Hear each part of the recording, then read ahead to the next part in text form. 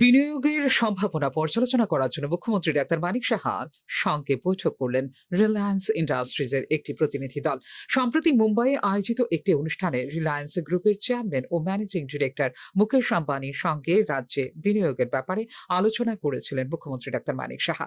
তাঁকে ত্রিপুরায় আসার জন্য অনুরোধও জানিয়েছিলেন মুখ্যমন্ত্রী ডাক্তার মানিক সাহা। সদ্য সমাপ্ত অ্যাডভান্টেজ আসাম 2.0 বিজনেস সম্মেলনেও বিনিয়োগের বিষয়টি নিয়ে মুকেশ আম্বানির সঙ্গে কথা বলেছিলেন মুখ্যমন্ত্রী ডাক্তার মানিক সাহা। প্রেক্ষিতে শনিবার চিফ মিনিস্টার ওয়ার্ড রুম মুখ্যমন্ত্রীর সঙ্গে গুরুত্বপূর্ণ বৈঠক করেন রিলায়েন্স জিওর উচ্চ পর্যায়ের প্রতিনিধি দল।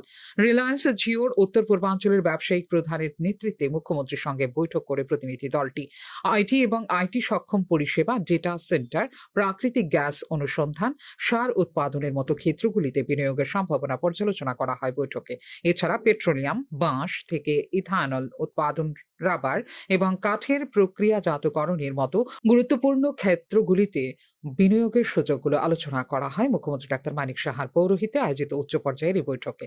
বিশেষ করে তথ্য প্রযুক্তি খাতের প্রতি তাদের উৎসাহ খুবই রোমাঞ্চকর বলে নিজের সামাজিক মাধ্যমে জানিয়েছেন মুখ্যমন্ত্রী ডাক্তার মানিক সাহা। ত্রিপুরার ভবিষ্যৎ পরিবর্তনের জন্য রিলায়েন্স গ্রুপ অফ ইন্ডাস্ট্রিজের সাথে সহযোগিতার জন্য প্রস্তুত রাজ্য সরকার বলেও জানিয়েছেন মুখ্যমন্ত্রী ডাক্তার মানিক সাহা।